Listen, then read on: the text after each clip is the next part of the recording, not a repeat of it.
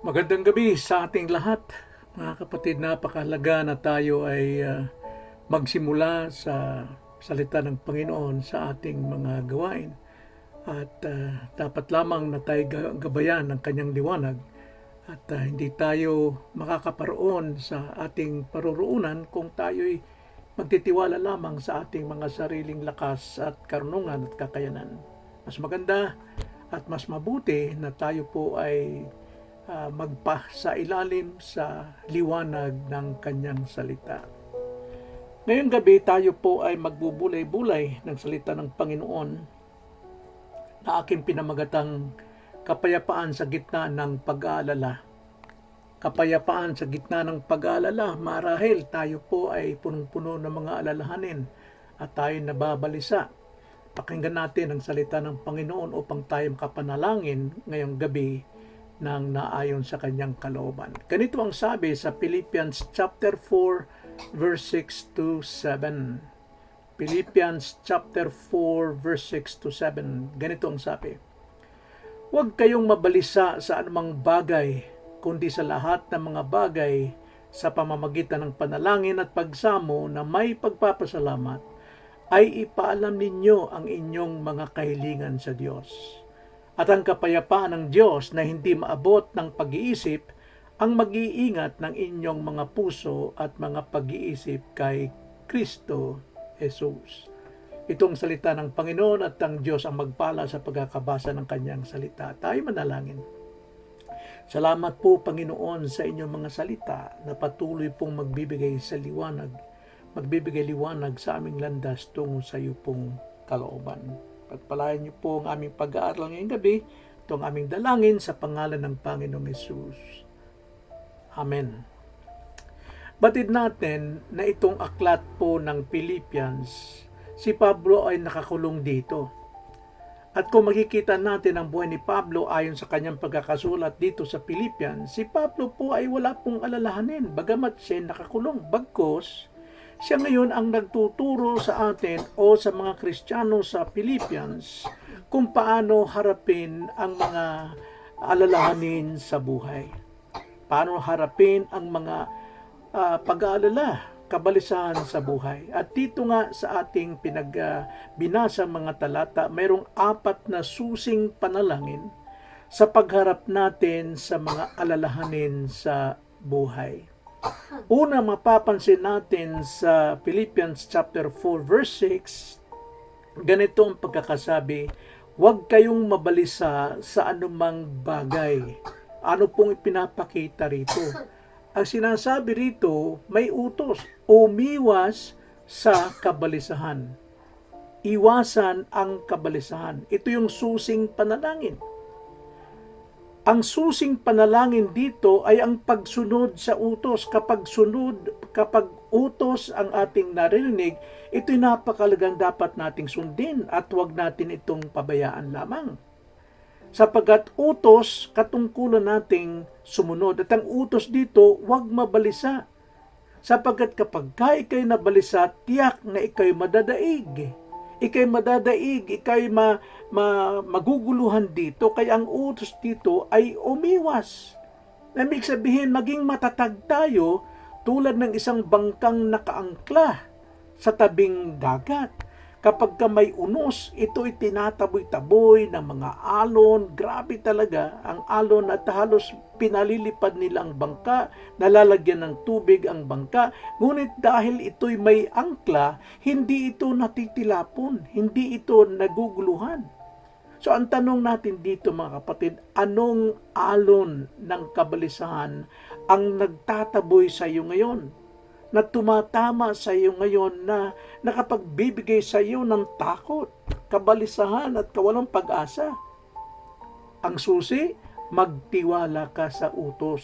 Umiwas sa kabalisahan. Ikalawa, makikita natin pagkatapos mong umiwas sa kabalisahan, ang sabi po naman sa karugtong ng bersikulo 6, kundi sa lahat ng mga bagay sa pamamagitan ng panalangin at pagsamo. Ano pong pinapahiwatig dito? Para tayo ay makalapit sa Diyos, kailangan natin ang panalangin at pagsamo. So sa ating pag-iwas, dapat tayong lumapit sa Diyos. Yun ang ikalawa. Yun ang ikalawang susi ng panalangin. Lumapit tayo sa Diyos. Sa halip na tayo po'y mag-aalala, sinusolo nating resolbahin ito sa ating isipan, wala naman tayong magawa, din dapat tayong lumapit sa Diyos. Ito'y sa pamamagitan ng panalangin. Sapagkat kung tayo nananalangin, alam nating tayo'y nalalapit sa kanyang presensya at halos naririnig natin ang pintig ng puso ng Diyos. Dito tinatawag tayo. Sa tuwing tayo mayroong kabalisan, tinatawag tayong manalangin. Ilapit natin lahat sa Diyos ang ating kabalisahan. Tulad ng isang bata, kapag ang bata ay nabibigatan sa dala niyang bag, kanya itong inilalapit sa ama sapagkat alam niya na kaya itong pasanin ng kanyang ama. Maging bata tayo pagdating sa ating mga alalahanin. Manalangin kaagad. Huwag nating hayaang tayo po ay lupaypayin ng ating pagkapagod sa paglabis na pag-aalala, labis na kaguluhan sa ating isipan. Manalangin agad tayo, lumapit agad tayo sa ating amang Diyos. Ilapit natin agad ito sa Kanya. Huwag nating sarilinin. So yun ang ikalawang susi. Ano yung una? Umiwas sa kabalisahan. Ikalawa, sa pag-iwas, lumapit naman tayo sa Diyos. At ikatlo, alam niyo ko yung ikatlong susi na panalangin? Magpasalamat tayo sa Diyos. Magpasalamat tayo sa Diyos. Mababasa natin yan sa ikatlong bahagi ng talatang 6. Ganito ang sabi, na may pagpapasalamat ay ipaalam ninyo ang inyong mga kahinaan sa Diyos. Ipagpapasalamat daw. Kahit hindi pa nasasagot yung ating panalangin, alam natin na sasagot talaga ang Diyos ayon sa kanyang kalooban. Pag sinabi nating tayo po ay nagpapasalamat kaagad kahit hindi pa nasasagot, ito po isang tanda o isang marka ng pagtitiwala sa Diyos. Pagtitiwala sa Diyos. Ganito ang sabi sa Mark 11:24. Tingnan niyo ang sabi sa Mark 11:24. Kaya nga sinasabi ko sa inyo, ang lahat ng bagay na inyong idalangin at hingin, paniwalaan ninyong tinanggap na ninyo at iyon ay mapapa sa inyo. Ang sabi diyan, paniwalaan ninyong tinanggap na ninyo at iyon ay mapapa sa inyo. So ang pagpapasalamat sa Diyos na ating Panginoon, ito'y nagpapaywati ng ating grabing pagtitiwala sa Kanya. Kahit hindi pa natin nakikita ang kasagutan, alam natin na ang Diyos ay sasagot. Tignan nyo ang isang mangingisda. Mangingisda, yun ay oras ng pananghalian. No? Nangisda siya. Ang sabi niya, magpakulo ka na ng tubig dyan, ineng, at ako'y mangingisda lamang, ako'y mamimingwit lamang. Ano ibig sabihin nun? Nakatitiyak itong mangingisda na sa kanyang pamimingwit, siya'y may mauhuli kaya nagpakulo na ng tubig. Ibig sabihin, naroon ang kanyang tiyak na pagtitiwala na nagpapasalamat na kahit wala pang kasagutan. Kaya sa ating buhay, alam nyo, mayroon tayong mga panalangin na kung atin itong paniwalaan na pagtiwalaan na ito'y sasagutin ng Diyos, alam nyo, ang dapat natin gawin, una, dapat na tayo maglista ng mga bagay na dapat natin ipagpasalamat sa Diyos. Ilista mo na, pasalamatan mo na. Dahil sa gitna ng problema mo, alam natin ito'y sasagutin ng Panginoon, kaya magpasalamat ka na. So yun ang una hanggang tatlong susi ng panalangin. Ano yung una? Kailangan tayong umiwas sa kabalisahan. Ikalawa, ilapit natin ito sa Diyos. At ikatlo, ipagpasalamat natin ito sa Diyos. At pang-apat, alam nyo, magbigay tayo sa Diyos. Magbigay tayo sa Diyos. Verse 7, ganito ang pagkakasabi. At ang kapayapaan ng Diyos.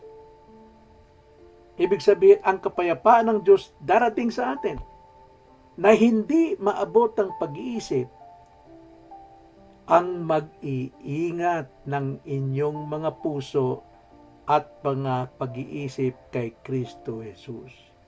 Paano tayo iingatan ng kapayapaan ni Kristo? Dapat tayong magbigay sa Diyos. Ano ibibigay? Yung ating kabalisahan. Isuko na natin. Atin ang ibigay, masyadong mabigat na. At ang kapayapaan ng Diyos, yun na, ang siyang mag-iingat ng inyong mga puso at mga pag-iisip kay Kristo. So ano ibibigay natin sa Diyos?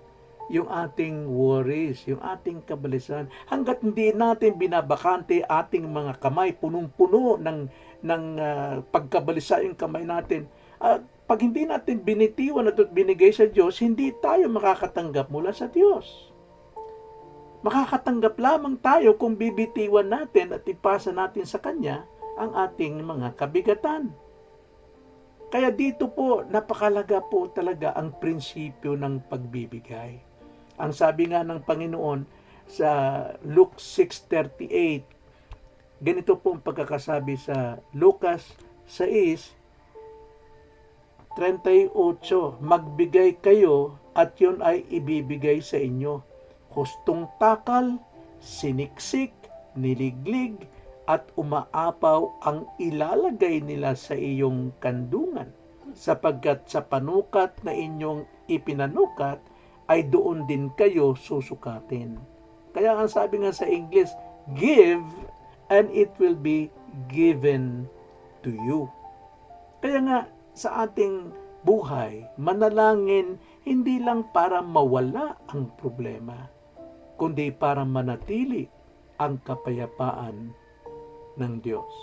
Kaya ang kapayapaan ng Diyos ay hindi resulta ng walang problema, kundi bunga ng pusong sa Diyos ay nagtitiwala. Kaya ngayong gabi, anong dapat nating ipinalangin sa ating mga puso, sa ating mga sarili, maging sa ating iglesia? Mayroon tayong 4 na dapat nating ipanalangin. Matuto tayong manalangin sa 4 na ito. Una, ipanalangin natin na magkaroon tayo ng pusong hindi madaling mabalisa. Ipanalangin natin na magkaroon tayo ng pusong hindi agad nababalisa. Sapagkat ito ang nagbibigay sa atin ng malaking problema. Ikalawa, manalangin tayong may pananampalataya, lumapit sa Diyos sa lahat ng bagay. Manalangin tayong may pananampalatayang lumalapit sa Diyos. Ikatlo, manalangin tayong ng may pusong mapagpasalamat sa anumang sitwasyon. Pasalamatan na natin ng Diyos sapagkat alam na ng Diyos. Alam natin, sasagot din tayo ng Diyos. At pang-4, ipanalangin nating matutong magbigay sa Diyos. Sapagkat kung hindi natin ibibigay anumang kabigat ang hawak natin, hindi tayo pagkakalooban ng Diyos.